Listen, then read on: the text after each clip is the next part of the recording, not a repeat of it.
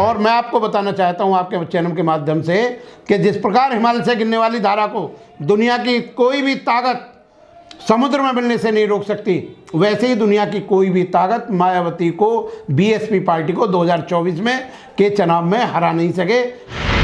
RSS और BJP के लोग ही चंद्रशेखर जी को खड़ा कर रहे हैं, उनको आर्थिक धन मुहैया करा रहे हैं।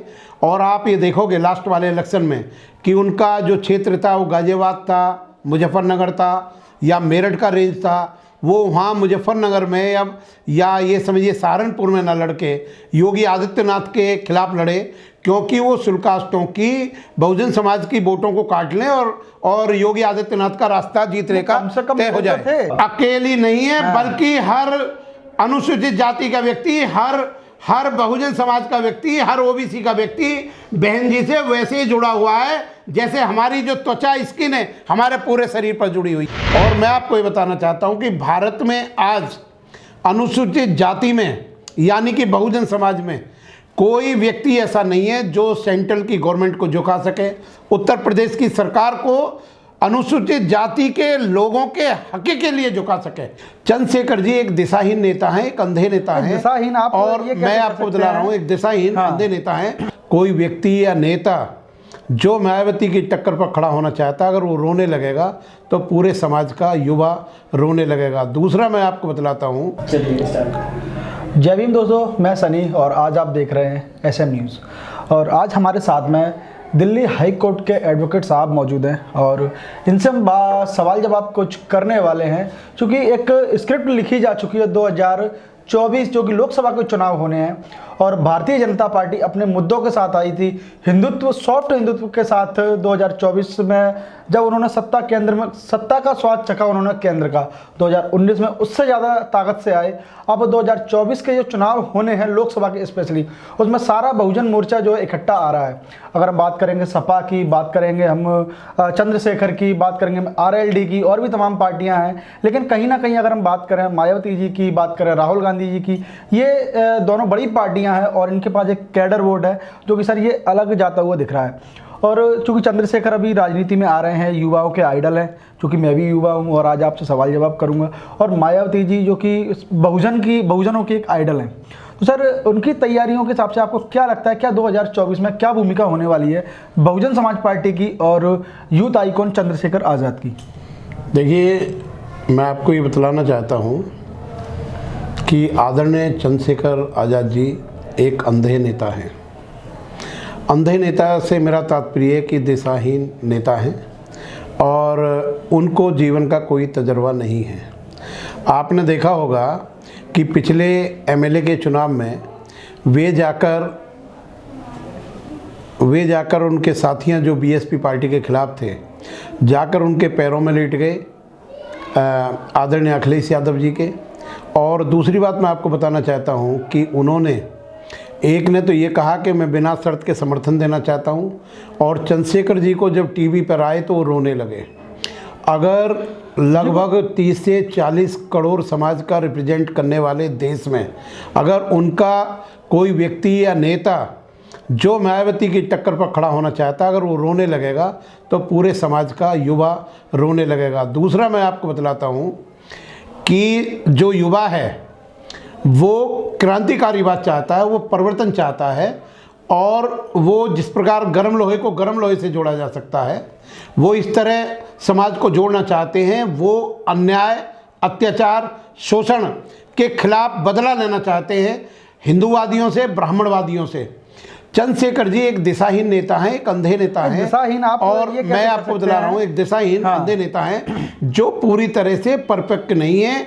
और इस राजनीति के इतिहासों में, क्योंकि हमारा जन्म 1950 के बाद हुआ है, हमारा जन्म बीएसपी पार्टी के बाद हुआ है, और हमारा जो जन्म है वो हमें इतना तजर्बा हमारे नेताओं को नहीं है कि राज्य स्तर पर कैसे करना चाहिए या सेंट्रल के एमपी के इलेक्शन में क्या करना चाहिए।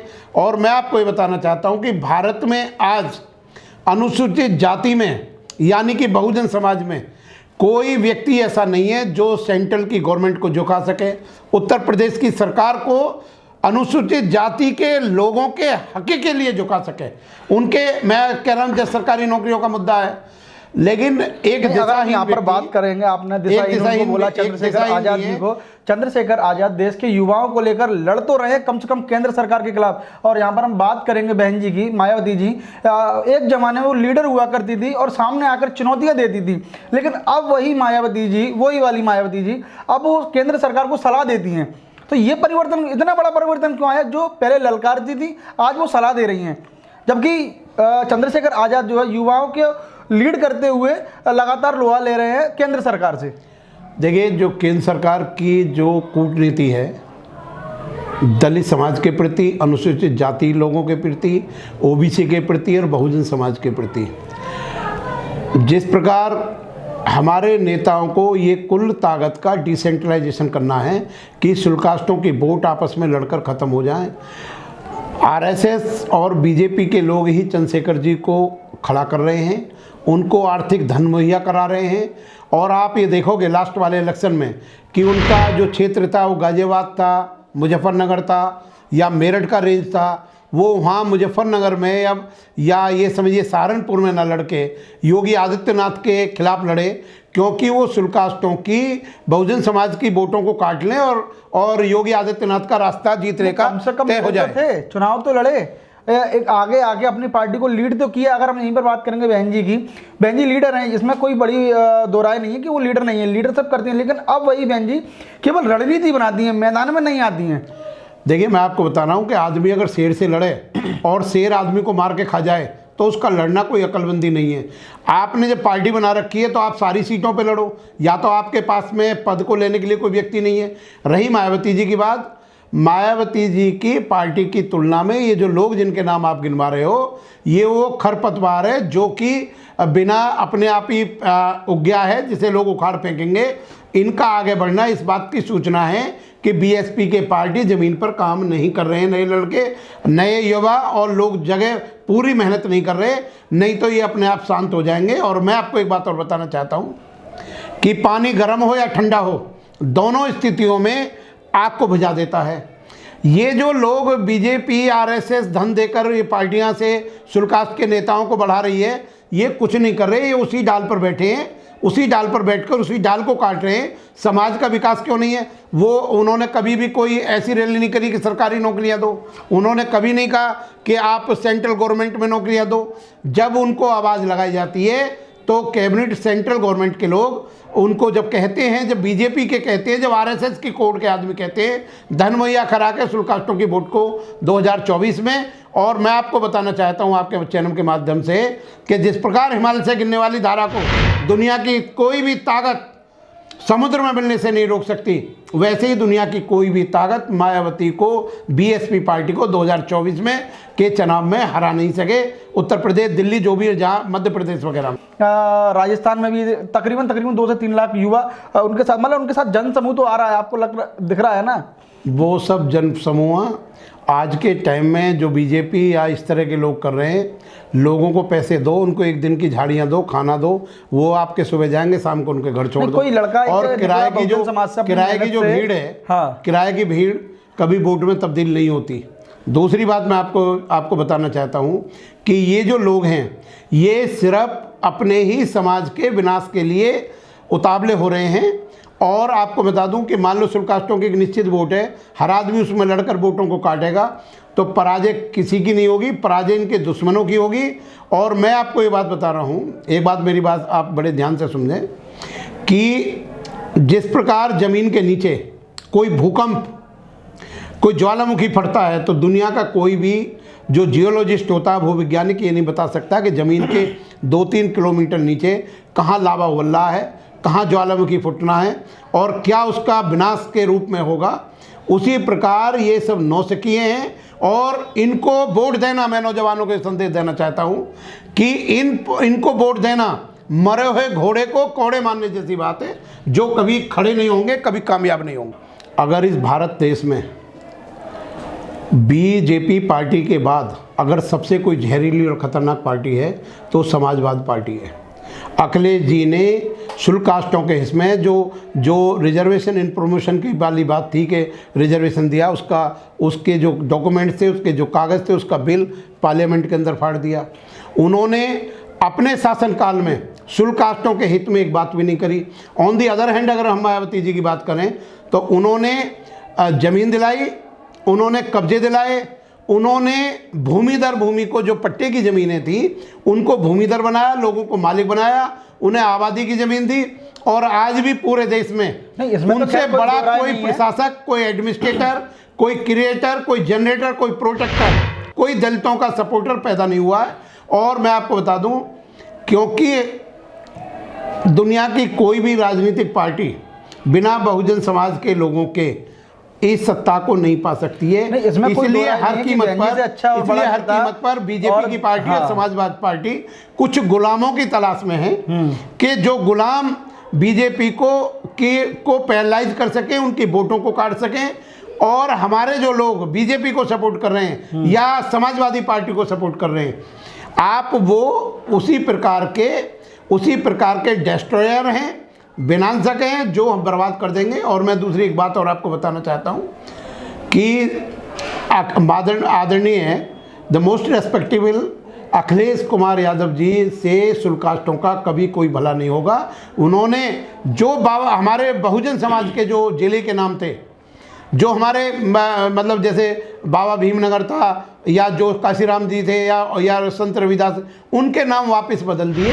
तो उनकी जो दुश्मनी है अखिलेश यादव जी की या योगी आदित्यनाथ की, वो एक प्राकृतिक दुश्मनी है शुल्क कास्ट समाज से, इस अनुसूचित जाति से, इस बहुजन समाज से। और प्राकृतिक दुश्मनी वो दुश्मनी होती है जो प्राणों को लेने पर खत्म होती है, जैसे बिल्ली और चूहे में होती है, सांप और नेवला में होती है, जो एक शुल्क कास्ट और ब्राह्मण में होती है प्राकृतिक दुश्मनी। अखिलेश यादव जी अपने आप को शूद्र कहते हैं। बनते सुमित्र रतन जी भी, उन्होंने भी कहा था एक स्टेटमेंट में कि अगर वो हिंदुत्व छोड़ करके अगर अम्बेडकरवादी हो रहे हैं, और अखिलेश यादव जी ने नारा दिया था कि ये नई हवा, नई सपा है, और लोहियावाद और अम्बेडकरवाद दोनों मिलकर के आने वाले हैं। तो अब कहीं ना कहीं अखिलेश यादव जी भी बदल रहे हैं। देखिए, आदरणीय स्वर्गीय श्री राम मनोहर लोहिया जी रामायण के मेले लगाते थे। रामायण के मेले का मतलब है कि वो हिंदूवाद का प्रचार करते थे। उनके टाइम में जो रामस्वरूप वर्मा जी हैं, या हमारे दूसरे जिन्होंने सच्ची रामायण लिखी है, जो यादव साहब हैं, उनमें और इनका अखिलेश यादव जी का कोई काम लोगों का पैरामाउंट वेलफेयर करने का नहीं है, चतुर्मुखी विकास करने का नहीं है। उनका सत्ता को कब्जाने के लिए योगी आदित्यनाथ जी ने, मैं आपको बता दूं, योगी आदित्यनाथ ने, जो मुख्यमंत्री उत्तर प्रदेश के हैं, उन्होंने जितना भी, जो आप ये मिनी सचिवालय जिसको आप कहते हैं, मिनी सचिवालय बनने हैं गाँव में, आप उनको देखो, शुल्क कास्टों की ज़मीन पर ज़बरदस्ती कब्जा करके बना रहे हैं। वहाँ पेड़ों को काटे जा रहे हैं, कोई परमिशन नहीं लिया जा रहा। अब आप डीएम आपके हैं, पावर आप में है, आप शुल्क कास्टों की ज़मीन पर ज़बरदस्ती कब्जा कर रहे हो, पुलिस आपको सुन नहीं रही। और आपको बता दूं, आरएसएस का, बीजेपी का एक मौन समर्थन उत्तर प्रदेश पुलिस को, भारत सरकार की पुलिस को ये है कि शुल्क कास्टों पर अगर जुल्म हो तो कोई उनकी एफआईआर ना लिखो। अभी आप देखोगे कि पूरा देश ये कोशिश कर रहा है कि दोबारा से पूरे देश के दलितों को गुलामी में लाया जाए। तो और मैं आपको बताना चाहता हूं कि ये जो राजनीतिक व्यक्ति हैं, दलितों के हक और अधिकार सुरक्षित रखने के लिए बीएसपी के पास क्या प्लान है, और कहीं ना कहीं अब तो बहन जी उनको सलाह देती हुई नजर आती है। मैं आपको कहता हूं उनका क्या प्लान है बीएसपी पार्टी के पास में शुल्क कास्टों के पैरामाउंट वेलफेयर का। तो मैं आपको ये कहूंगा, पहले दवाई तो गले से नीचे उतरने दो। एक बार सत्ता में तो आप देखें, इस धरती पर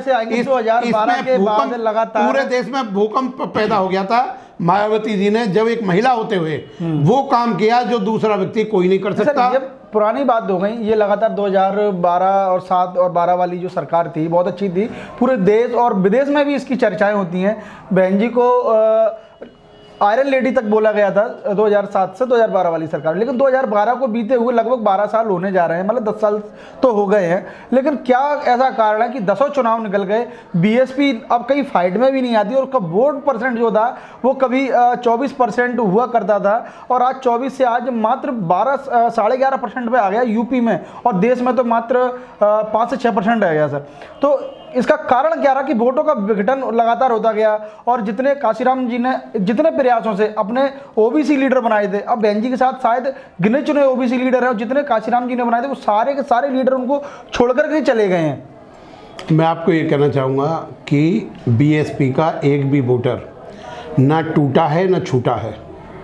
तो सर सच्चाई ये है, यूपी की जो वोट बेस था वो 24% था, आज आपका वोट 11% रह गया। सच्चाई ये है कि जो लोग लालची हैं, जो बहुत ज़्यादा जल्दबाजी में हैं, जिन्होंने कैबिनेट मिनिस्टर बनना है, आपको मैं एग्जाम्पल के लिए बता दूं, हमारे मैं वोटर की बात बता रहा हूं, मैं दो एग्जाम्पल आपके सामने दूंगा। पहला एग्जाम्पल मैं आदरणीय रेस्पेक्टेड उदित राज जी का दूंगा, जो सामाजिक मूवमेंट से चंद्रशेखर जी की तरह ही जो उसके अंदर बीजेपी गवर्नमेंट बीजेपी की सरकार में चले गए और 5 साल के अंदर उनका पूरा मांस छुटा लिया गया, दिमाग निकाल लिया गया, खाल की स्किन निकाल ली और कंकाल के रूप में बाहर निकले। बाद में दवाई गोलियां वो कांग्रेस पार्टी से खा के अपना इलाज करवा रहे हैं, एक बात। दूसरा मैं एग्जाम्पल आम आदमी पार्टी का दिल्ली का आपको, अब मेरे अपने परम मित्र जो रेस्पेक्टिव राजेंद्र पाल सिंह गौतम हैं, उनको इतना बड़ा बेइज्जती करी है कि अगर उनकी जगह कोई आदमी होता तो आत्महत्या करके मर जाता।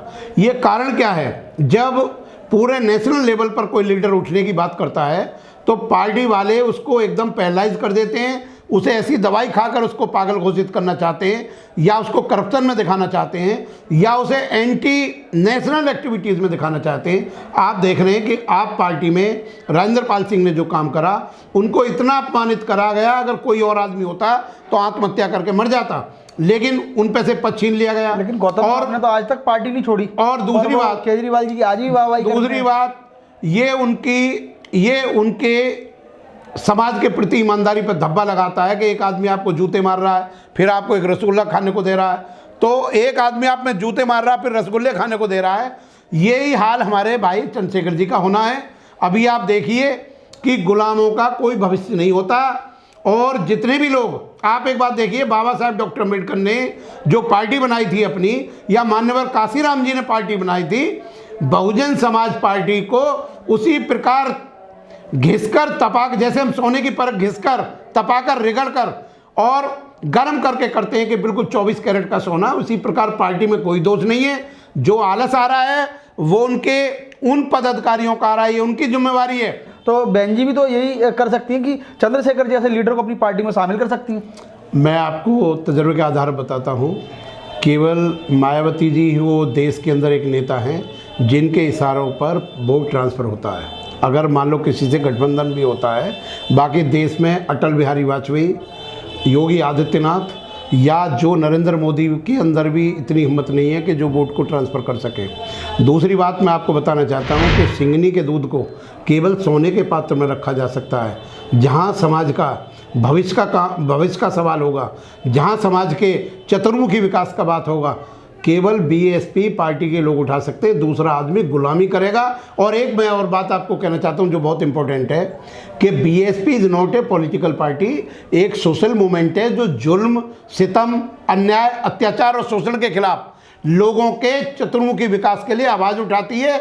और मैं आपको बता दूं कि जो बीएसपी का सच्चा कार्यकर्ता है वो उस धनदारी की तरह समाज में जुल्मों को रोक रहा है, जैसे किले पे खड़ा हुआ अकेला धनदारी सैकड़ों धनदारियों को रोकता है।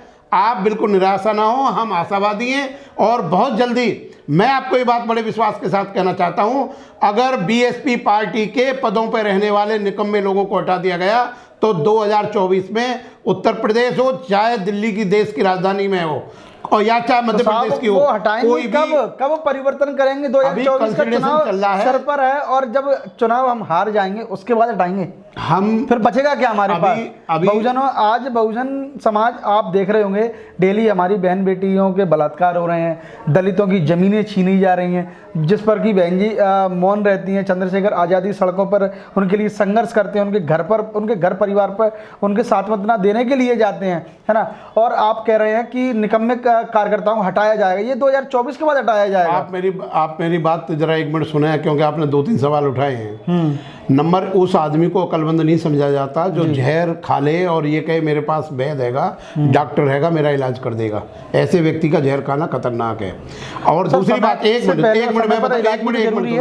मिनट दूसरी बात मैं आपको बताना चाहता हूँ कि जब आप मंदिर में दान देते हैं, जब मंदिर में आप धन देते हैं और फिर आप ये कहते हैं कि मंदिर वाले ब्राह्मणवादी या वहाँ के पुजारी हमारे साथ छुआछात करते हैं, जब आप अपनी पॉलिटिकल पावर को बीजेपी या आप पार्टी को या समाजवादी पार्टी को वोट दे रहे हैं और वो आप पे जुल्म कर रहे हैं, आपके विकास का कोई काम नहीं कर रहे, कोई गवर्नमेंट की सर्विस निकाल रहे।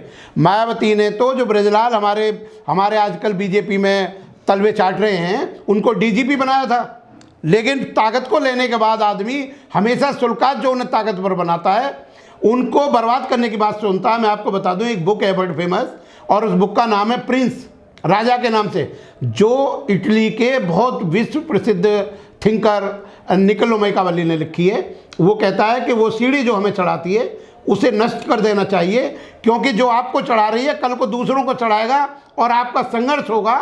जिनके पास आप मदद के लिए जा रहे हो वे लोग बहुत खतरनाक होते हैं, पास के रहने वाले लोग बहुत खतरनाक होते हैं, चाहे चंद्रशेखर आज़ाद जी हों या शुल्कात के दूसरे प्रोडक्ट के लोग हों, जो ये सोच रहे हैं कि ताकत हम अर्जित कर रहे हैं। ये दूसरों की सीटी मारने पर दूसरों की प्लानिंग में काम कर रहे हैं।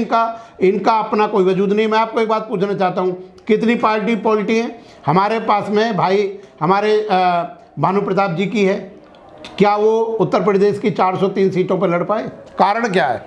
हम और एक बताओ, यादवों की तुलना में बहुजनों की पार्टियां हैं, यादवों, मैं आपको बताना चाहता हूँ, यादवों की तुलना में शुल्कास्टों की जनसंख्या बहुत ज़्यादा है यादवों की तुलना में। तो हम गुलामी क्यों करें? देखो, बर्नार्ड शॉ का एक स्टेटमेंट बहुत कीमती है जो आपको मुझे बताना है। जॉर्ज बर्नार्ड शॉ कहते हैं कि अगर कुत्ता आदमी को काट खाए तो मैं इसे समाचार नहीं कहता जी। अगर आदमी कुत्ते को काट खाए तो इसे मैं समाचार कहता हूं। अगर इतने बड़े अगर चंद्रशेखर आज़ाद जी के पास में वो आए, अखिलेश जी आए जी कि जी मैं आपकी पार्टी में शामिल होना चाहता हूं, तो हमारे लिए एक समाचार है।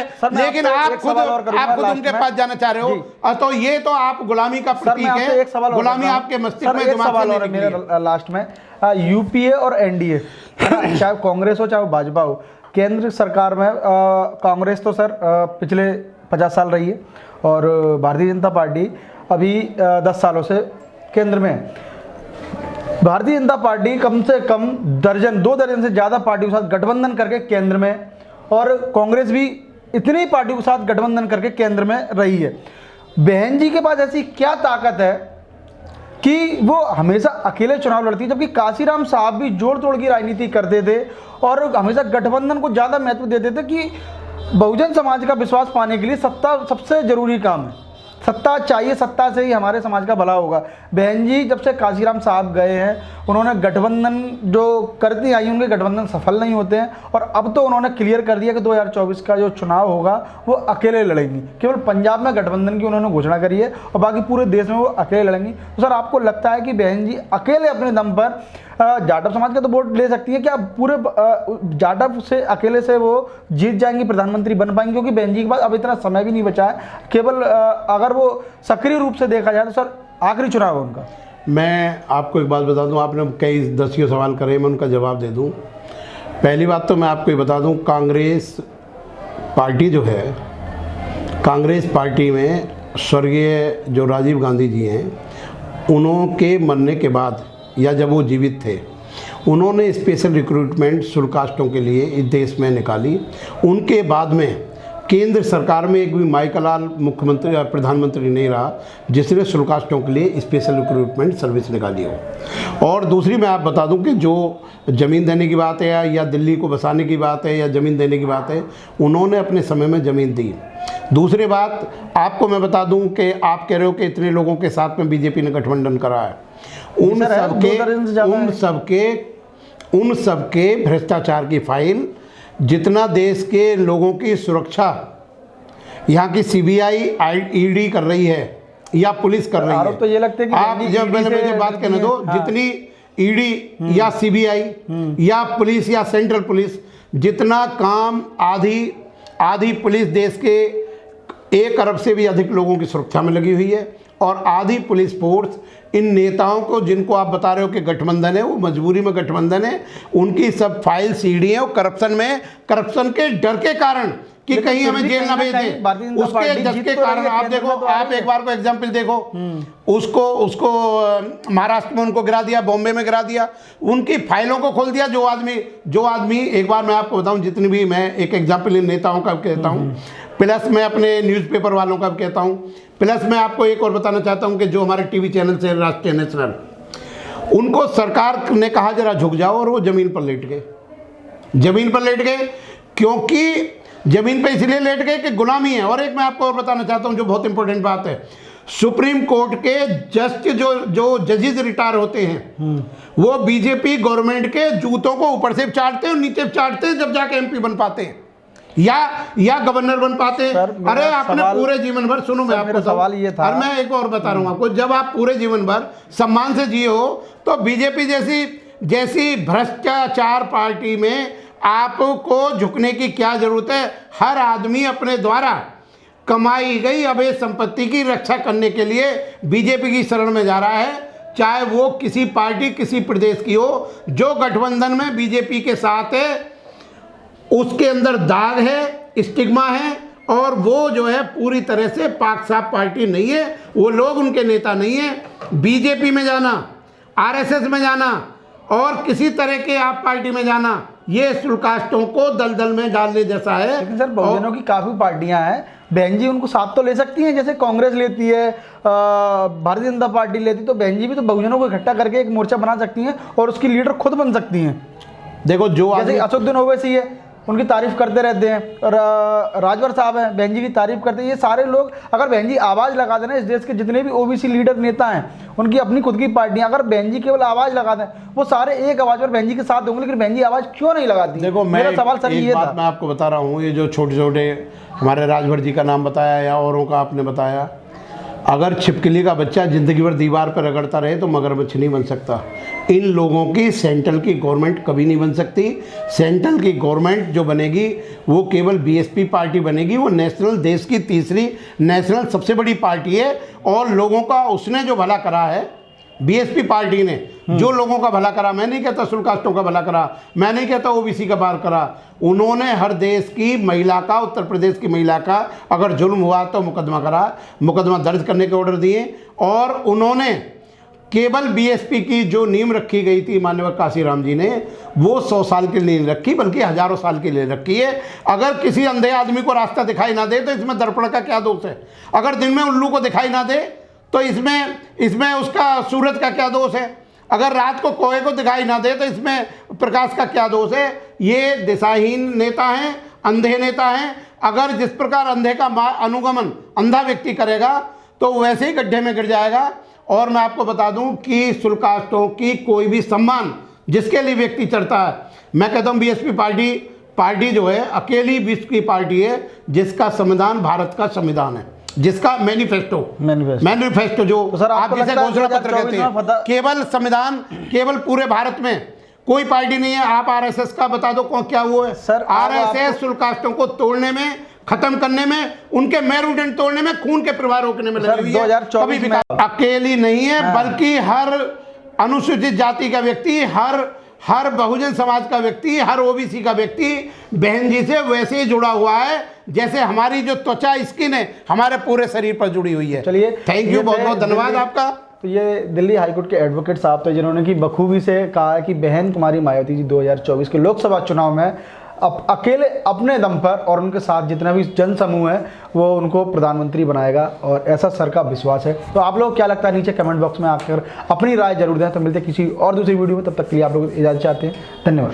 अगर आपने अभी तक हमारा चैनल सब्सक्राइब नहीं किया है तो सब्सक्राइब करें और घंटी का बटन बिल्कुल भी दबाना ना भूलें ताकि सभी लेटेस्ट खबरें पहुंच सकें आप पे सबसे पहले।